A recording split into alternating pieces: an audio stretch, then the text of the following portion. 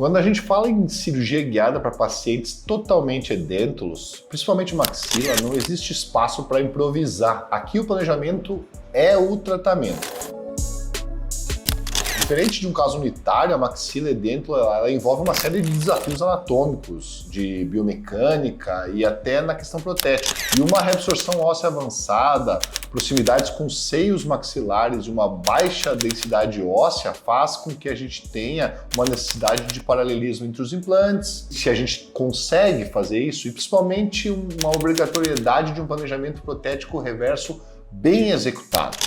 E por isso, antes mesmo de abrir o Blue Sky, que é o software onde a gente vai fazer esse planejamento, eu quero aqui fazer um mini curso. Eu vou dividir esse vídeo em 4 vídeos para que a gente possa não deixar eles tão longos. E eu gostaria que você entendesse que cirurgia guiada não começa só com o software. Ela começa na coleta correta dos dados. Uma tomografia bem posicionada, um escaneamento ou uma digitalização da prótese do paciente, uma relação maxilomandibular estável e um objetivo protético claramente definido. No planejamento digital dessa maxila edêntula, cada etapa influencia diretamente no resultado cirúrgico e protético. E o alinhamento correto dos arquivos, a escolha do tipo de guia, a definição da posição, angulação e a profundidade desses implantes, além do controle de emergência protético, traz uma previsibilidade da prótese final. E o Blue Sky Plan permite que a gente integre todos esses dados em um único ambiente, simulando a cirurgia de forma precisa, segura e reprodutível, desde o posicionamento ideal dos implantes até a confecção do guia cirúrgico.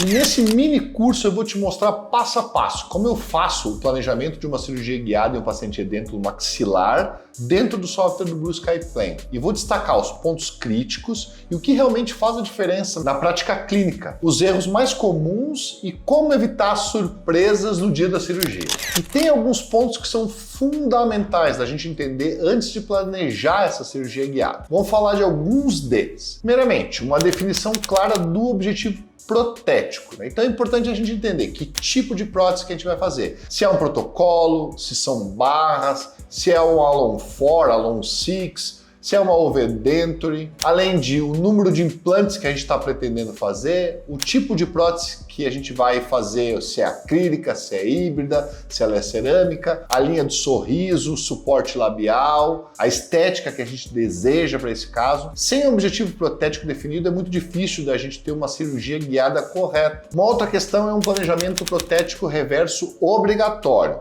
onde a posição dos dentes vai definir a posição dos implantes. Devemos avaliar o espaço protético vertical. Muitas vezes o paciente tem um sorriso gengival, onde se a gente fizer uma prótese, por exemplo, do tipo protocolo, e a gente não adequar a altura óssea, provavelmente essa prótese vai acabar tendo um espaço entre ela e a gengiva e isso vai aparecer na prótese final. Além disso, avaliar o corredor protético e o volume da prótese, e checar a relação com os lábios e com o suporte facial. Uma outra questão que é muito importante é a gente avaliar a qualidade e o padrão da tomografia. Uma tomografia bem feita, ela tem que ter o paciente com uma cabeça bem posicionada.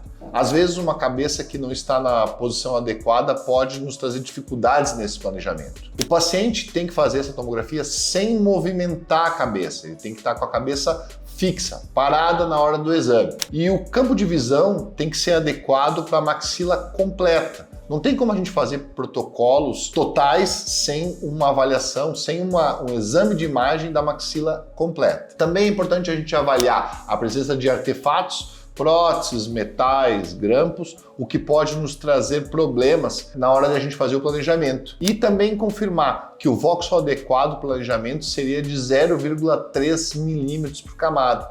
Muitas vezes a gente faz avaliações, faz planejamentos em voxels maiores, mas a gente pode ter problemas para visualizar e colocar os implantes tanto na visualização bidimensional quanto na visualização tridimensional. Além disso, um registro correto da prótese do paciente, onde a gente vai ter um escaneamento da prótese total com ela dentro da boca e o escaneamento dessa prótese total fora da boca. E essa prótese, dentro da boca do paciente, ela deve estar bem adaptada, estável e com uma dimensão vertical correta. Uma outra coisa interessante é que essa relação maxilomandibular seja confiável. A dimensão vertical tem que ser definida previamente. E essa relação cêntrica que a gente vai estabelecer do paciente, ela tem que ser estável. Isso faz com que a gente evite planejar implantes sem uma referência oclusal válida. Além disso, a gente tem que fazer uma avaliação anatômica detalhada, onde o volume ósseo que a gente precisa tem que estar disponível,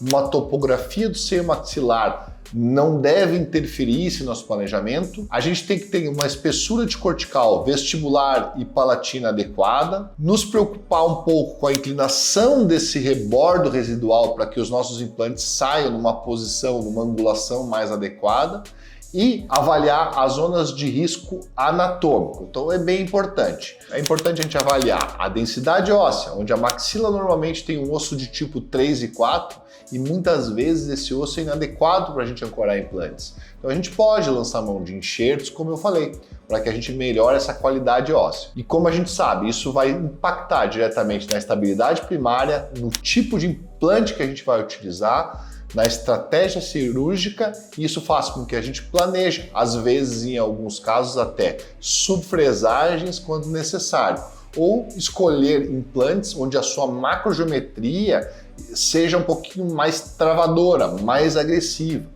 Esses implantes que têm uma macrogeometria que travam mais, em muitos casos eles devem ser utilizados. Então tudo isso é importante a gente planejar antes da gente gerar esse nosso guia para impressão. Outra coisa importante é a gente fazer uma definição do tipo de guia cirúrgico. Se vai ser um guia muco suportado, osso suportado, dento suportado. Nesse caso, onde tem pacientes edêntulos, a gente não vai ter um guia, dento suportado, mas avaliar a necessidade de pinos de fixação, de acessos cirúrgicos, de retenção e estabilidade do guia.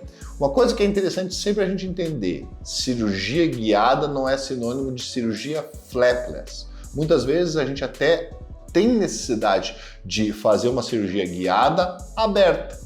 Então, em muitos casos, a gente consegue fazer uma cirurgia guiada sem fazer incisões, mas em alguns casos é melhor a gente incisar corretamente, fazer um descolamento e fazer uma sutura onde esses bordos vão coaptar mais facilmente do que a gente fazer uma cirurgia guiada onde a gente tem que abrir de uma forma que no transcirúrgico seja mais difícil e cause mais problemas para o nosso tecido mole. Uma outra coisa que é importante a gente pensar é a estratégia de como que a gente vai fazer para esse guia fixar. Então a gente vai planejar antes de a gente começar ir para o software, colocar os implantes, o número e posição dos pinos de ancoragem, para que essa nossa guia fique estável e a gente consiga trabalhar tranquilamente na hora da cirurgia. A distância segura entre os implantes. Muitas vezes esses implantes são colocados muito próximos e a nossa prótese lá no final vai ficar muito difícil de a gente higienizar. Então a gente tem que pensar antes do planejamento uma distância segura entre esses implantes. Além disso, espessura da mucosa na área de apoio. Muitas vezes essa espessura é muito grande, muito longa e a gente não tem às vezes pilares que vão se adequar àquelas espessuras. Então a gente pode, se necessário, ter um cuidado de remover um pouquinho o tecido mole, ou em outro caso, onde o nosso tecido mole é muito fino e ao redor daquele nosso pilar a gente pode criar um problema de inflamações recorrentes, a gente pode lançar mão às vezes de enxertos de conjuntivo para melhorar esse fenótipo gengival ao redor dos implantes que a gente vai colocar. E também verificar se há uma interferência de brocas e chaves. Às vezes a nossa guia ela impossibilita que o nosso contraângulo ou o nosso motor chegue na região onde eu desenhei aquele guia. Então isso é bem importante, se a gente tem alguma interferência que possa nos dificultar. Uma outra coisa muito interessante, a gente deve escolher o nosso sistema de implantes. Antes do planejamento, a gente deve entender do nosso kit, do nosso guia. Dentro dos softwares, como é o software do Blue Sky, já existem uma série de implantes, de componentes, de kits protéticos categorizados catalogados. Isso facilita o desenho do nosso guia porque as nossas anilhas já estão pré-configuradas na nossa espessura, a espessura que a gente quer, a espessura externa dessa nossa anilha, ela já foi pré-configurada.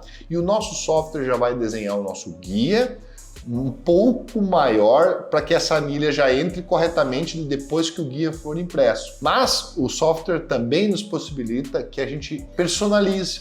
Se eu quiser, basicamente, produzir um guia com o meu nome, desenhar anilhas que são lá no meu nome, anilhas Dr. Celso Adami, e eu quiser configurar esse planejamento dentro do meu software, eu tenho a possibilidade. Eu posso mudar essas configurações das nossas anilhas para que a gente consiga, então, de uma forma, a usar qualquer guia. Se também o meu kit protético não estiver configurado, por exemplo, utilizei de alguma empresa que não colocou as suas medidas dentro do software, eu posso basicamente pegar a anilha, medir com o paquímetro e eu mesmo configurar essa nossa anilha para que ela possa ser utilizada, então para que a gente possa utilizar o sistema do Blue Sky para esse planejamento guiado, então, dos nossos guias totais. Depois disso, quando a gente vai fazer os planejamentos, a gente vai definir que protocolo que a gente vai usar. Nesse caso, a gente vai usar um protocolo para guias totais. A gente sabe que quando a gente faz guias de pacientes edêntulos, a gente precisa de 2 exames. O exame da tomografia do paciente com o guia na boca e marcações de gutapercha em vários lugares do nosso guia. Não precisa ser exatamente de gutapercha, mas eu preciso ter algum material radiopaco onde eu possa linkar essa minha tomografia com a prótese na boca do paciente com uma outra tomografia da prótese, dessa mesma prótese, fora da boca do paciente. E eu vou explicar isso aí na hora do planejamento, para que isso serve.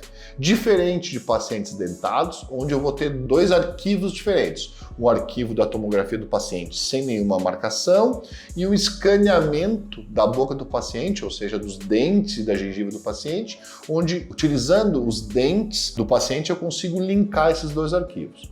Quando eu tenho planejamento de próteses, de guias totais de pacientes edêntulos, eu não tenho esses dentes que eu posso linkar um arquivo com o outro.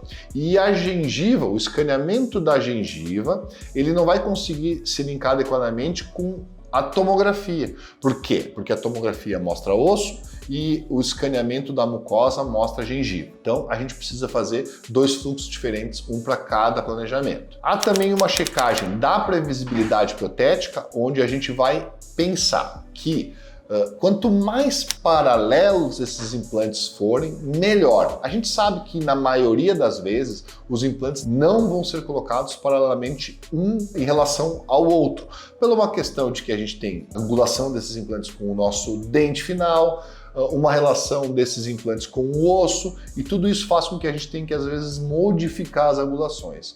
O ideal era que a gente conseguisse colocar todos os implantes mais paralelos possíveis e utilizar componentes micro, mini, pilares retos, não angulados. Hoje em dia a gente vê a utilização de muitos mini implantes angulados, principalmente para casos onde a gente vê de implantes zigomáticos. Por quê? Porque as angulações desses implantes são muito grandes. E a gente acaba utilizando angulações de mini pilares de 17, de 30 graus. O que é o grande problema de a gente utilizar mini pilares angulados? É que esse mini pilar, ele muda a sua posição em relação à prótese, e se a gente tiver, por exemplo, uma soltura de algum mini pilar, a gente pode, às vezes, não conseguir colocar ele na posição adequada e a gente não conseguir mais relacionar esse mini pilar com a prótese que já foi feita. Se eu tivesse todos os mini pilares retos, e a gente sabe que esses mini pilares retos, eles suportam uma angulação até